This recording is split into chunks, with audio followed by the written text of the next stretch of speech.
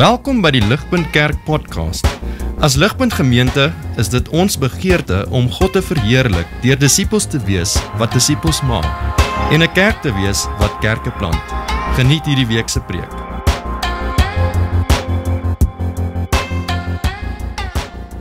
Ek wil begin deur gou vinnig vir julle 'n foto hierbo te wys. Hoopelik is dit op die skerm. Snaakse storie vinnig vanoggend, toe wys ek daai foto vir een van my dogtertjies. Ek sê vir my dogtertjie Anay, dink jy nie pappa se spiere lyk nogal soos daai oom se nie? Sy kyk so verleef vir my en sy sê, nee pappa, nee dit doen nie. Uit die mond van die suigeling. Anyway, daai ou se naam is Rich Piana. Hy was 'n baie bekende bodybuilder gewees. Hy het 'n klomp bodybuilding kompetisies gewen. Hy was 'n bekende YouTuber gewees.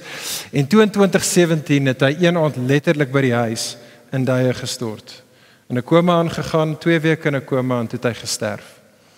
Toe hulle 'n autopsie doen op sy liggaam, toe vind hulle dat beide sy hart as ook sy lewer was 2 keer groter gewees as die normale mens se hart en lewer. Dit was natuurlik gegee al die steroïdes wat hy dag in en dag uit gespuit het. Rich Piana was nogals openlik daaroor, onbeskaamd daaroor dat hy steroids spuit om sy spiere te bou. En ek verwys na hom want ek dink sy storie dien vir ons as 'n goeie illustrasie van 'n baie belangrike lewensbeginsel. Okay, hier's die beginsel wat sy storie vir ons illustreer. En dit is vriende dat dit is moontlik vir ons as die mens om groei in hierdie lewe na te jaag. Om groei na te jaag, maar om dit te doen op 'n ontoelaatbare manier waar jy actually probeer groei forceer. Jy probeer groei te manipuleer en in die kort termyn kan jy vinnige baie goeie resultate so kry, maar oor die langtermyn sal dit skade berokken, dit sal gesondheid belemmer en dit kan absoluut fataal wees. En daardie beginsel wat ek nou net gekommunikeer het, is nie net waar van jou en my fisiese liggame nie, dit is ook waar van die liggaam van Christus, die kerk. Dit is moontlik, in feite dit is eintlik redelik maklik om groei in 'n kerk, groei in 'n geloofsgemeenskap, op ontoelaatbare maniere te probeer forceer, om dit so klein bietjie te probeer manipuleer, waar 'n mens in die kort termyn 'n great crowd bymekaar kan kry, jy kan goeie resultate kry, maar oor die lang termyn gaan dit skade berokken, dit gaan eintlik groei belemmer en dit kan op die einde van die dag fataal wees vir daardie geloofsgemeenskap. Hier is die ironie. En as jy stop en vir 'n oomblik oor net dink, dan sal ons almal weet, dit is eintlik hoe alle lewende organismes in die wêreld werk, nee, vanaf plante werk so, ons liggame werk so, die kerk werk ook so.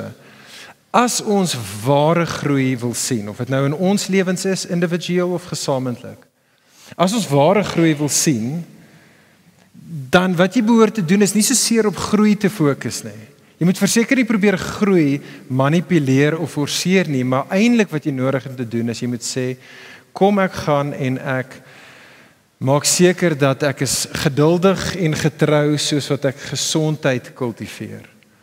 So in steede van om groei te manipuleer wat dan gesondheid benadeel, wil ons mense wees wat op gesondheid fokus en sê ek wil gesondheid kultiveer en ek los groei om op sy goeie tyd te gebeur, soos wat alles wat gesond is altyd natuurlik en bonatuurlik groei.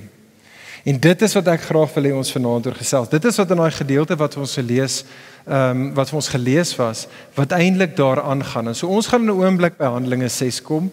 En soos ek jou gevra het, hou daai teksgedeelte byderhand op jou foon of dalk in die Bybel as jy een het. Maar voor ons dit doen, wil ek nog so klein bietjie elaborate, as julle my net 'n geleentheid sal gee. So ek wil graag, voordat ons na daai teksgedeelte kyk, 'n klein bietjie dieper delf en selfs wat ons nou oor gepraat het. En hierdie is iets wat ek moet eerlik wees, wat in die laaste jaar vir my ontsaglike gewaarwording geraak het in my eie lewe en in die kerk Ligpunt wat ons van deel is. En ek dink dit is 'n belangrike ding vir elkeen van ons om mooi te verstaan. So hoor my net gou uit voordat ons in Handelinge 6 inspring.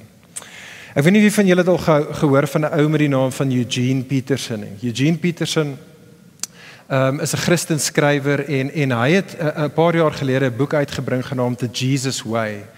En wat Eugene Peterson daarso sê, as hy kyk na ons as die westerse moderne kerk, ons. En hy sê die moderne westerse kerk is in 'n bitter gevaarlike plek. Want, en ons besef nie eers hierdie nie, maar die water waarin ek en jy swem as moderne mense, ja selfs Christene, is so deurdrenk met consumerism. Die wêreld waarin ons is so deurdrenk met corporate culture en met Hollywood spin, dat op die beste van tye besef ons het nie, maar selfs ons as die kerk, in die naam van God en Christendom, probeer ons dan geestelike groei najaag, maar ons doen dit eintlik op wêreldse maniere. Ons doen maar net presies wat ons wêreld vir ons sê, die wysheid van die wêreld. Ons wêreld, sê vir jou en vir my, die wêreld sê vir ons, do whatever it takes to get results. Ons wêreld sê vir ons, the end justifies the means. Dit maak nie saak hoe jy dit doen nie, maak net seker jy perform. En ons, vriende, ons as die moderne kerk, drink so daai Kool-Aid in, ons besef nie eers dat ons dit doen nie. En dan wanneer ons kom en ons probeer in ons eie lewens resultate, geestelike groei, resultate sien, of in 'n kerk wil ons sien dat dinge gebeur en dinge groter word of wat ook al, dan doen ons baie kere presies dit. Ons kom met wêreldse idees na hierdie goddelike instansie genaamd die kerk toe. Ons vergeet Jesus se woorde, sê Eugene Peterson in Johannes 14 vers 6. Daai bekende woorde, jy ken dit dalk. Jesus sê vir ons, I am the way and the truth and the life. Met ander woorde sê Jesus, as jy ware lewe wil hê, dan het jy nie net nodig om jouself met die truth van my, wat Jesus is besig te hou nie, maar ook met my ways, met my weë, met my manier. En dit is wat ek dink ons baie kere vergeet. Ons dink, ja, ek het nodig om te doen wat Jesus sê, maar ons vergeet dat ons disippels van Jesus word ons ook geroep om te doen soos Jesus gedoen het. Kyk vinnig saam met my, lang quote, maar dit is belangrik. Ek lei by hierdie punt, want ek dink regtig dit is belangrik, en ook vir ons gesprek vanaand in Handelinge 6. Kyk saam met my, wat sê Eugene Peterson? Hy sê, more often than not, I find my Christian brothers and sisters uncritically embracing the ways and the means practiced by the high-profile men and women who lead large corporations and congregations and nations and causes, people who show us how to make money, win wars, manage people, sell products, manipulate emotions, and who then write books or give lectures telling us how we can do what they are doing. But these ways and means more often than not violate the ways of Jesus. North American Christians, en ek wil ook sê, ons as veral Afrikaanse Pretoria Christians, is dit van ook waar. North American Christians are conspicuous for going along with whatever the culture decides is charismatic, successful, influential, whatever get things done, whatever can gather a crowd of followers, hardly noticing that these ways and means are at odds with the clearly marked way that Jesus walked and called us to follow. Doesn't anybody notice that the ways and the means taken up often enthusiastically are blasphemously at odds with the way Jesus leads his followers? Why doesn't anyone notice? En vriende, dit is hoekom ek graag wil hê ons moet vanaand na Handelinge 6 kyk. Ek wil hê ons moet notice. Ek wil hê ons moet notice. Ek moet eerlik met julle wees, ek het op 'n stadium perspektief verloor. Ek praat net hier van myself. Ergens met totaal en alle goeie bedoelings, om te kan sien dat 'n geloofsgemeenskap geestelik sal groei, sodat daar mense tot bekering sal kom, mense wat nog nie disippels van Jesus is nie, vir hom sal leer ken, en dat mense wat disippels is, sal groei in volwassenheid, en dat ons ligpuntgesinne, ons klein geloofsgemeenskapies sal multiply en meer word, en dat ons kan kerke plant, en daai wonderlike goddelike begeerte, ergens het ek begin hierdie wysheid van die wêreld te begin implementeer en dink, okay, hoe kan ons net beter strategieë kry? Hoe kan ons net 'n beter, photoshopping op 'n website doen en dit doen en dat doen en al hierdie ander maniere wat jy probeer in 'n mate groei te forceer en manipuleer, en dit is te vergeefs. Dit is inderdaad blasphemous, soos wat Eugene Peterson daarso sê. En so net vir myself, maar ook vir ons as 'n geloofsgemeenskap, wil ek sê, genoeg is genoeg. Kom ons stop dit, kom ons hou op om op Hollywood maniere kerk te speel. Kom ons gaan terug en kyk wat die vroeë kerk gedoen het. En so kom ons doen dit. Handelinge 6. Nou is ons daar. Handelinge 6 in die vroeë kerk hierso, vers 1 tot 7. Ons sien hier 'n pragtige prentjie van hoe Jesus se oorspronklike disippels, hoe hulle in die midde van 'n magtomstemme in hulle lewe back to basics gegaan het, waar hulle die belangrike dinge geprioritiseer het in hulle geloofsgemeenskap en hoe hulle seker gemaak het dat hulle gesond is en gewag het vir die Here om goddelike groei te bring. En ek wil hê ons moet dit sien. Ons gaan kyk na daai versies aan die hand van 3 opskrifte. Vers 1 gaan ons kyk na die uitdaging. In vers 2 tot 6 gaan ons kyk na die oplossing en dan in vers 7 gaan ons kyk na die herlewing. Okay, en ek wil hê ons moet dit sien. So eerste ding, die uitdaging, vers 1. Vers 1 daarso, vir ons om vers 1 te kan verstaan wat hier aangaan, het ons nodig om so klein bietjie vertrou te wees met die storie tot dusver in die boek van Handelinge. En ek weet nie of jy was vir dit nie, so vinnige recap vir die wat nie was nie. In Handelinge 2, dalk weet jy dit, maar Petrus is daar by die tempel saam met die 120 disippels, maar daar's 'n legio ander aanbidders, Joodse aanbidders daar by die tempel. Petrus gee sy famous preek waar hy die evangelie verkondig oor wie Jesus is, wat Jesus gedoen het. En Lukas vertel vir ons daar in Handelinge 2 dat soos hy die boodskap van Jesus verkondig het, toe sny dit die mense se harte en 'n groot skaal hoeveelheid mense kom en hulle draai in geloof en bekering na Jesus toe. Die gees word op hulle uitgestort en daar is die ontstaan van die kerk. Lukas vertel vir ons einde hoofstuk 2 dat daar was 3000 mense daardie dag wat tot bekering gekom het, die eerste kerk, 'n mega church, alright? En daar is die 3000 van hulle saam. Einde Handelinge 2 skets Lukas vir ons dan hierdie pragtige prentjie van daai eerste geloofsgemeenskap wat totaal en al gesond was. En die prentjie word vir ons vertel in Handelinge 2 vers 42 tot 47 hoe die gelowiges bymekaar gekom het by die tempel, maar hulle het ook in hulle huise bymekaar gekom. Hulle het altyd om God se woord bymekaar gekom. Hulle het nagmaal saam geniet. Hulle het na mekaar se behoeftes omgesien. Hulle het saam gebid. En dan sê Lukas vir ons in hoofstuk 2 vers 47 en die Here het daagliks verlosters by hulle getal gevoeg. En so die kerk wat gesond was, Handelinge 2, het gegroei. En Satan, die duiwel, het dit gehaat. Direk daarna sien ons hoe die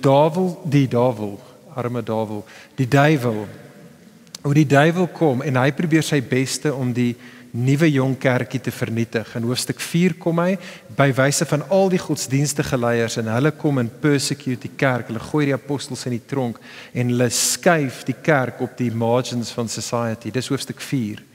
Verder gaan die duiwel dan in hoofstuk 5 wat ons gesien het in hierdie reeks, by wyse van sonde binne in die geloofsgemeenskap Ananias en Safira en hulle corruption, kom die duiwel en hy probeer op daai manier van binne af die kerk vernietig.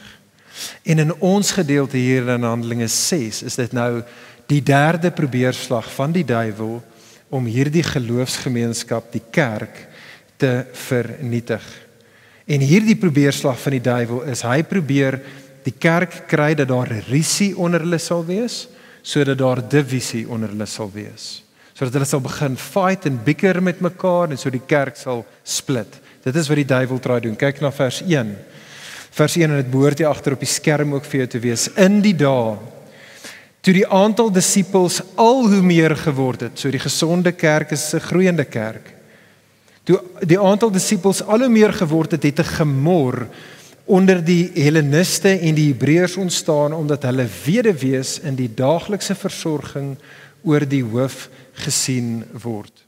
Okay, die Helleniste was daardie nou Christene, maar ou Jode, wat van 'n Griekse agtergrond was. Hulle was eintlik tevore, daai ouens, hulle was Jode gewees, maar hulle het Grieks gepraat, hulle kom van Klein-Asië oorspronklik af, hulle die Griekse kultuur het hulle beoefen, en hulle was nou deel van hierdie kerk in Jerusalem, en daar was 'n ander groep, die Hebreërs, dit was eintlik die oorspronklike locals in Jerusalem, hulle was nou Christene, maar van 'n Joodse agtergrond, wat die Joodse kultuur nog beoefen het, en wat Aramees gepraat het. En so wat gebeur het is in hierdie twee groepe is, die kerk het vers 1 nou vermeerder, en so daar's meer mense om na om te sien, en dit lyk asof die Griekse Christene so klein bietjie heeltyd uitgemis het. Elke keer wanneer hulle weduwees gaan staan het in tou om kos te kry elke dag, of klere, of wat ook al, dan was dit altyd die Hebreërs wat in die voorkant gestaan het en die beste gekry het, en die Grieke het die scraps opgetel.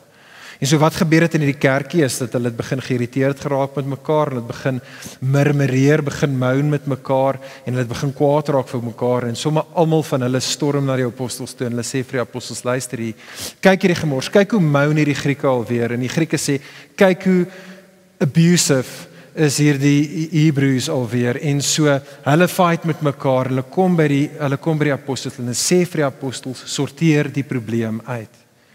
Nou ons gaan in 'n oomblik van vers 2 tot 6 sien hoe die apostels die situasie hanteer het, maar ek wil net gou weer hê, ons moet hier 'n belangrike beginsel verstaan, vriende. Die beginsel hier is, ons het nodig om te begryp, waar ook al daar groei is in die lewe, kan jy groeipyne verwag. Dit is net hoe die lewe werk, dit is eintlik net 'n sosiologiese feit. Wanneer ook al jy 'n groep mense bymekaar het, of 'n geloofsgemeenskap, 'n kerkie bymekaar het, dit is awesome and great, toe julle 5 was, en julle was net 'n Bybelstudie. Okay, dis wonderlik. Maar dan 5, as die Here dit gaan seën, gaan 10 word, en 10 gaan 20 word, en 20 gaan 200 later word. En hoe meer mense daar bymekaar kom, hoe meer die kompleksiteit. En wat dan baie keer gebeur, as al meer mense is, en meer dinge wat gebeur is, aan die een kant, ons is nog steeds sondige mense, en so ons het nie altyd ons naaste so lief soos ons moet nie. Maar as ons moet eerlik wees, hoe meer kompleks 'n geloofsgemeenskap raak, hoe moeiliker is dit om dinge te kan bestuur. En dit is net hoe dit is. En ek kan vir julle sê, aandiens, dit gaan met julle nog gebeur. Okay? Ek is die een wat die slegte nuus vir julle bring, sorry, maar dit gaan gebeur. Prys die Here oor die amazing groei wat hier plaasgevind het in die laaste jaar. Dit is nou al dalk 'n bietjie langer as 'n jaar, maar in die laaste seisoen, dit het letterlik begin oor 'n Zoom, 'n paar mense wat saam Bybel gelees het. En die Here het dit gegroei, en dit is amazing om te kan sien wat die Here in julle midde doen. En die kans is goed dat as julle oë op Jesus gaan hou, gaan julle nog verdubbel en meer en meer. En ek wil hê julle moet nou al daarvan bewus wees, die honeymoon tyd van waar dit 'n klein groepie van mense is wat almal mekaar ken, gaan op 'n tyd verander. En dan wat gebeur is daar waar ons op mekaar se tone begin trap en die leierskap begin balle drop. Daar, selfs as jy reg is om gelukkig te wees, dit is daar waar die duiwel wag om die kerk te beskadig. Jy sien wat die duiwel wil doen, is die duiwel wil daai groeipyne vat en hy wil dit in 'n kanker verander. Wat die duiwel wil doen in ons midde, en dalk ervaar jy dit al klaar in jou klein ligpunt gesin of in die studentegroep waar jy is, maar wat die duiwel wil doen, is hy wil hê dat 'n klein bietjie gemor, 'n klein bietjie gemoun, moet later 'n gefight raak. En wat die duiwel wil hê is dat later almal almal in die geloofsgemeenskap en die leiers almal hulle oog van die bal afhaal, heeltemal vergeet wat die doel van die oefening is, en dat hulle begin rondskarrel van die een ding na die ander een, in steede daarvan om aanhou te stick to the basics en net gesondheid te kultiveer. Dit is wat die duiwel wil doen, want hy haat Jesus en hy haat sy kerk en hy haat jou en my. Dit is wat hy met ons wil doen. En so ons het nodig om dis te doen wat ons hierso sien die vroeë kerk gedoen het. Hulle het in die midde van spanning, in die midde van frustrasies, kon hulle goddelike perspektief behou en sê, let's stick to the basics. En ek wil eens met dit sien. So dis die tweede ding, ons het die uitdaging gesien, vers 1. Kyk saam met my in vers 2 tot 6, die oplossing. In vers 2 sien ons daar, so kyk saam met my, gaan die apostels nou, en hulle roep al die disippels, vers 2, by mekaar, hulle roep hulle by mekaar, en wat ons as sien die apostels doen met hierdie oorspronklike kerk, is hulle doen basies 2 goed. Die eerste ding wat hulle doen is, die apostels gaan, en hulle het hulle bediening van die woord, en hulle bediening van gebed het hulle geprioritiseer. Vers 2. Hulle sê dit is nie goed dat ons die woord van God verwaarloos om by die tafels diens te verrig nie. Let wel, die apostels sê nie daarmee om te sien na die wederwees is nie belangrik of ons is te high and mighty dat dis benede ons om na hierdie werk te doen nie. Dit is nie die punt nie. Wat die apostels hierso sê is hulle sê dit is nie ons God gegewe roeping nie. Jesus het vir ons as die apostels 'n ander job gegee en dit is die werk van om die woord te bedien en dit is die werk van om te bid en om te bid namens en vir en saam met hierdie gemeente en dit is wat ons moet doen en so hulle prioritiseer die woord en gebed. Die tweede ding wat ons hierso sien wat die apostels doen, kyk saam met my daar, is hulle gaan dan en hulle het die versorging van die weduwees ook geprioritiseer, maar hulle doen dit deur daardie behoefte te delegeer aan 'n ander groep van mense binne in die gemeente met gawes wat dan kan gaan en namens die res van die gemeente seker kan maak dat elke liewe fisiese behoefte in hulle gemeenskap aangespreek kan word. En so ons lees daar in vers 3 en in daai gedeelte dat die apostels gee as dit ware vir die gemeentetjie hierdie mandaat. En hulle sê identifiseer, wie is die kry 7 manne vol van die gees, vol van wysheid, manne wat lief is vir Jesus en bekwaam is en span hulle in en kry hulle en sodat hulle hierdie werk namens ons kan doen.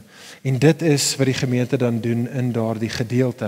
Hulle bring hierdie mans na die apostels toe en hulle kom en die apostels lê hande op hulle en daar is hierdie 'n nuwe groep van leiers binne in die kerk wat nou die apostels gaan help sodat hulle job kan doen, maar wat nou die gemeente ook gaan help sodat hulle kan seker maak dat geen van hierdie weduwees en enige ander behoeftiges in die gemeente dat hulle sal kort skiet nie. En hierso aandiens wil ek graag hê ons moet weer eens stop. Want soos wat ons vanaand saamgesels en dit is my groot begeerte vir julle, vir ons, is dat julle as aandiens 'n gesonde gemeenskap sal wees, want gesonde dinge groei en so gaan die koninkryk bou. So ons het nodig om gesond te wees. En om dit te doen wil ek hê dat ons het nodig om presies hierdie 3 dinge wat ons in Handelinge 6 sien, wat die vroeë kerk geprioritiseer het. Wil ek graag hê ons moet ook toenemend in hierdie geloofsgemeenskap prioritiseer. En so hier's die eerste ding. Aandiens, kom ons wees 'n geloofsgemeenskap, 'n gesonde geloofsgemeenskap wat soos die vroeë kerk die woord prioritiseer. Jy sien in Handelinge 6 was dit die apostels wat die woordbediening gedoen het. Maar soos wat jy deur die boek van Handelinge gaan in Handelinge 20, dan sien jy dat soos wat daar kerkies opduik, nuwe kerkies later in Klein-Asië, is dit nie meer die apostels wat oral kan uitkom en woordbediening doen nie. Dit raak die verantwoordelikheid van ouderlinge om woordbediening te doen. Nou ek weet nie wie jy is en van waar of jy kom nie, dalk klink ouderlinge vir jou soos 'n old school woord, maar dit is 'n baie belangrike woord. Dit is maar nie die Nuwe Testament se woord vir die geestelike leiers in 'n kerk. En die primêre prentjie wat die Nuwe Testament gebruik om van ouderlinge te praat, is die prentjie van herders. Hulle is shepherds, hulle is pastors. En daar's 4 maniere wat ouderlinge in die Nuwe Testament hulle werk as herders doen. Jou geestelike leiers is daardie persone wat die kudde van Jesus voed. Hulle is die ouens wat daardie kudde op na die groen weivelde van God se rus toe lei. Ouderlinge is daar om die kudde te beskerm van die wolwe, die valse leraars. En ouderlinge volgens die Nuwe Testament is herders wat ook die kudde wat seer is en siek is, versorg.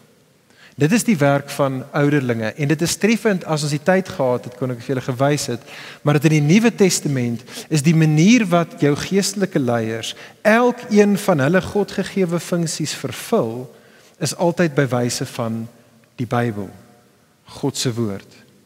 God se woord is die kos en die lewende water wat die kudde nodig het. God se woord is soos die kompas wat vir die kudde wys waar die beloofde land, die groen weivelde is. God se woord is soos die heining wat die wolwe, die valse leraars kan buitehou sodat hulle nie kan inkom en die kudde kan om die bos kom lei en so kom verorber nie. En God se woord is soos die salf wat gegee word daar wanneer die kudde seer is en siek is. En dit is, vriende, wat ek wil hê ons moet besef, is dat 'n gesonde geloofsgemeenskap is 'n gemeenskap waar jou ouderlinge en jou geestelike leiers altyd in alles woord gesentreerd is. Dit is wat ek wil hê ons moet begryp. Hoor dit asseblief tog mooi. Kan ek by julle pleit aandiens? Want dit wat ek nou sê is dis so glipperig.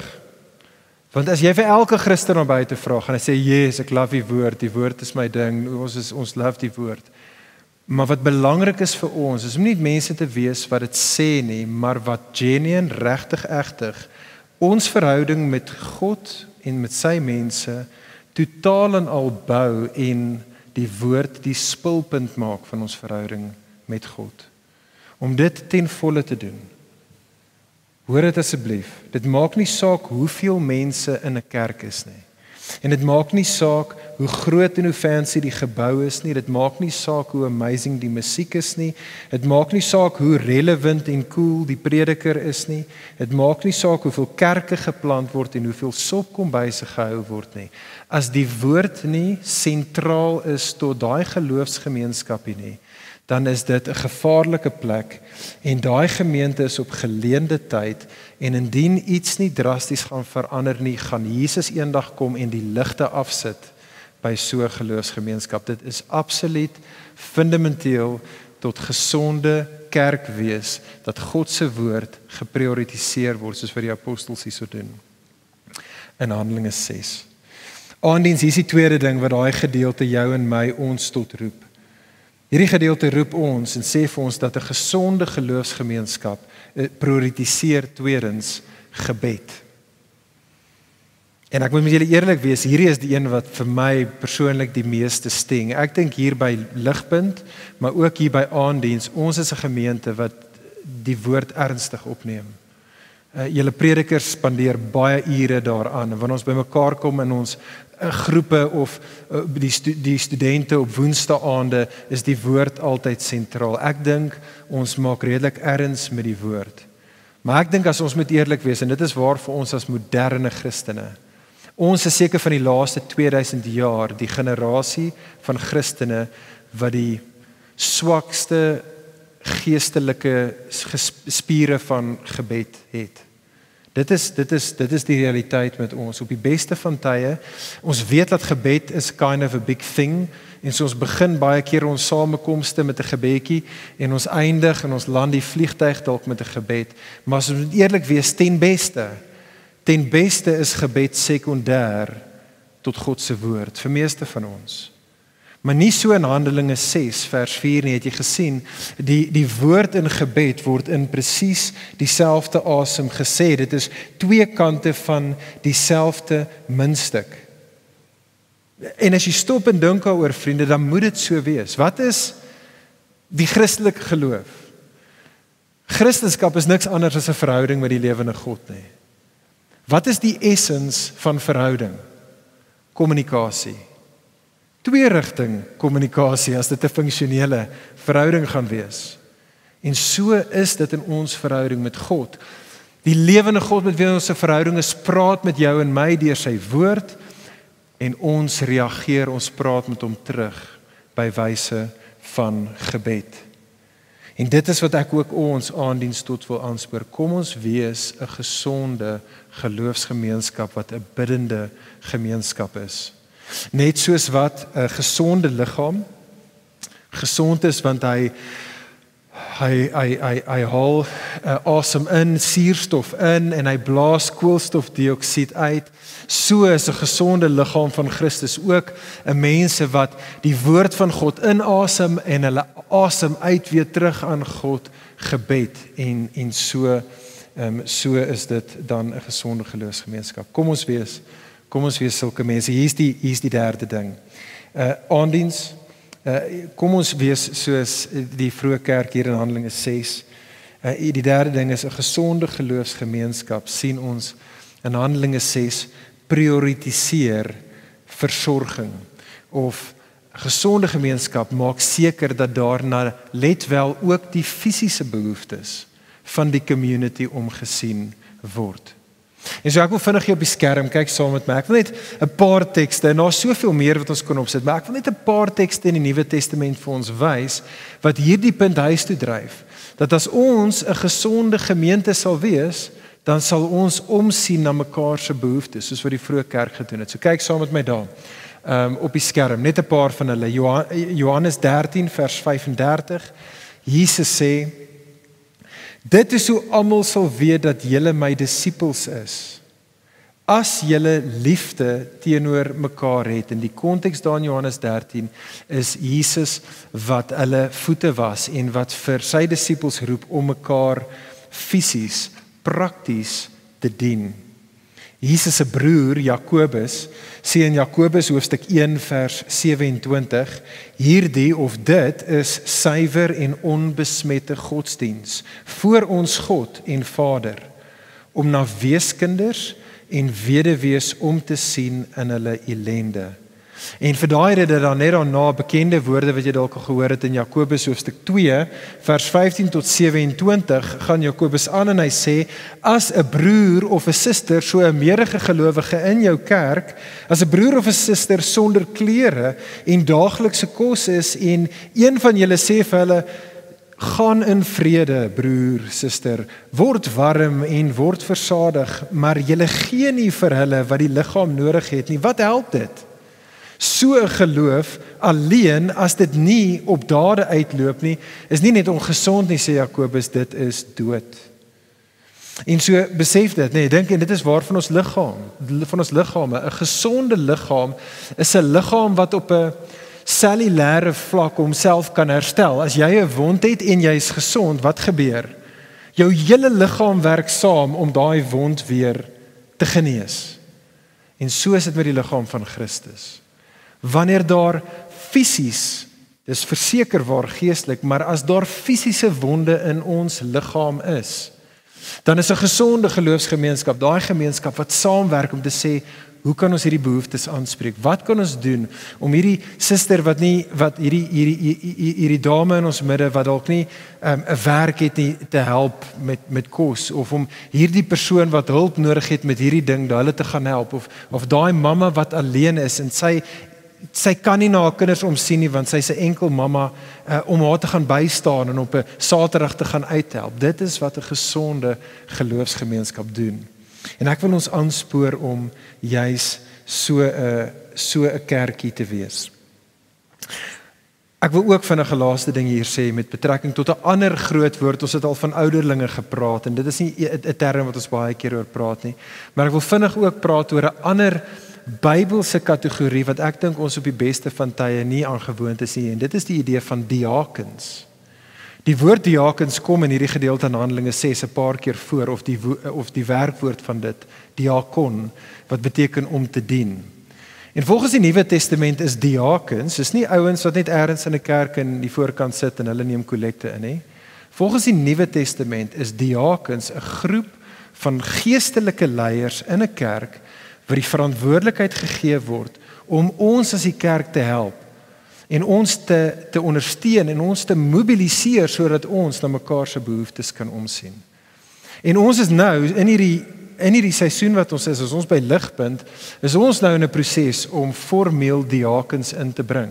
En ons gaan selfs hier vanaf die aanddiens af probeer mense kry om ons te join, om op daai diakenspan te wees, sodat ons kollektief saam kan sê, maar hoe kan hierdie diakens ons lei en ons mobiliseer, sodat ons kan seker maak dat daar is nie 'n weduwee of 'n weeskind of iemand wat alleen is en swaar kry wat nie hulp kan ondersteun nie. Ons wil so 'n gemeente wees. As ons so 'n gemeente is, sal ons 'n gesonde geloofsgemeenskap wees.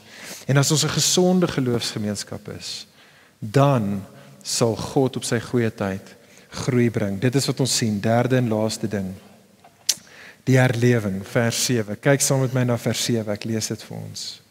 Lukas sê, soos wat die kerk geprioritiseer het op die basics, soos wat hulle 'n gesonde gemeenskap was, sê hy, en die woord van God het versprei, En die aantal disippels in Jerusalem het aansienlik vermeerder en 'n groot menigte van priesters het aan die geloof gehoorsaam geword. En so hierdie is die logika van wat hier plaasgevind het, soos wat hierdie eerste kerkie, hierdie eerste gemeente in Jerusalem gefokus het op die basics en dit geprioritiseer het, woord, gebed en versorging, was hulle gesond en gesonde dinge groei. Soos wat hulle tyd spandeer het in God se woord en gebed, het hulle liefde vir God toegeneem. Hulle het liewer en liewer vir Jesus geraak. En hulle liefde vir Jesus het begin oorvloei na liefde vir mekaar. En so hulle het aan mekaar begin omsien. En daai liefde van Jesus, hierdie fontein wat deur woord en gebed vloei en liefde na mekaar, het nie daar gebly nie. Hulle was lief vir die ander mense in Jerusalem wat nog nie vir Jesus ken nie. En so hulle het uitgegaan, hulle het die evangelie met ander begin deel. En daai mense het na hulle gekyk en ander mense wat nie disippels van Jesus was nie, het gekyk na hierdie geloofsgemeenskap en gesê, ja, maar hier is die lewende God inderdaad teenwoordig. Hier is lewe in hierdie gemeenskap. En so die Heilige Gees het so op daai manier mense, nie deur fancy rookmasjiene en coolness mense getrek na hom toe nie, maar deur mense wat in verhouding met die Here is, in verhouding met mekaar is en wat die evangelie met ander deel. En so het die Heilige Gees mense na Jesus toe getrek. En so het die liggaam van Christus toenemend uitgebou. En so aandiens, dit is my gebed vir julle. Hierdie is my gebed vir ons as 'n gemeente. Dat hierdie prentjie wat ons in Handelinge 6 sien van die vroeë kerk, dat dit in die jare wat kom 'n prentjie van aanddiens sal wees. Dit is my gebed vir ons. En hierdie is hoekom ek absoluut vol moed is dat dit is hoe die storie vir ons sal uitdraai. Want die manier wat die storie vir Jesus uitgedraai het, is die manier wat dit vir Jesus se kerk sal uitdraai. En sien, die duiwel het gekom en die duiwel het gesien toe Jesus op die verhoog van wêreldgeskiedenis kom en die duiwel het Jesus gehaat. En die duiwel het Jesus probeer vernietig. En die ironie van die saak is juis op daardie punt waar die duiwel gedink het, nou gaan ek vir Jesus vernietig, die kruis. Dit was juis die plek gewees waar God in sy wysheid ja toegelaat het dat sy seun op 'n kruis sterf. Maar dit was presies die manier wat die koninkryk toe tot stand gekom het. En dit is presies wat hier in Handelinge 6 gebeur het met die vroeë kerk. Die duiwel het sy beste shots gegee om die kerk seer te maak en die kerk te vernietig. God in sy wysheid het dit toegelaat. Hoekom? Wel sodat daai eerste kerkie inderdaad in die midde van die moeilike tye back to basics kon gaan en 'n gesonde geloofsgemeenskap kon word sodat groei kon gebeur. En so sal dit ook met ons wees. Die duiwel gaan ons nie uitlos nie. Hy gaan jou nie uitlos nie en hy gaan julle nie as 'n kerkie los nie. Die duiwel gaan ons shots gee en die Here weet wat hy doen daarmee. Hy doen dit sodat ek en jy in ons eie sonde en in ons seer dat ons inderdaad na die basics toe sal terugkeer keer op keer na die woord, na gebed, na liefde vir mekaar en so sal ons toenemend gesonde gelowiges in 'n gesonde geloofsgemeenskap wees. En so sal ons ook uiteindelik groei. Die koninkryk van God sal kom, soos in die hemel, so op aarde. Kom ons bid saam.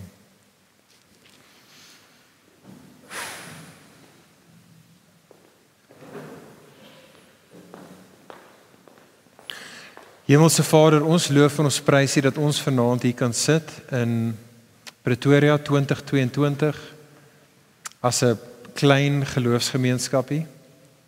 Maar dat ons deel is van 'n groter storie wat 2000 jaar tot stand gekom het. Toe die goeie nuus oor Jesus verkondig was en mense sy disippels geword het en die kerk gestig was. Dankie dat ons deel is van daai storie. Jesus, U het beloof U sal die kerk bou en U doen dit al vir millennia.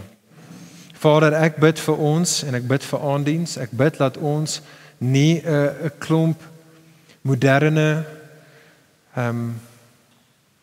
Hollywood Christene sal wees wat kerk speel, wat godsdienst sal speel nie. Maar dat ons mense sal wees wat sal stick to the basics, dat ons mense sal wees wat dit sal doen wat U kerk oor al die jare nog doen.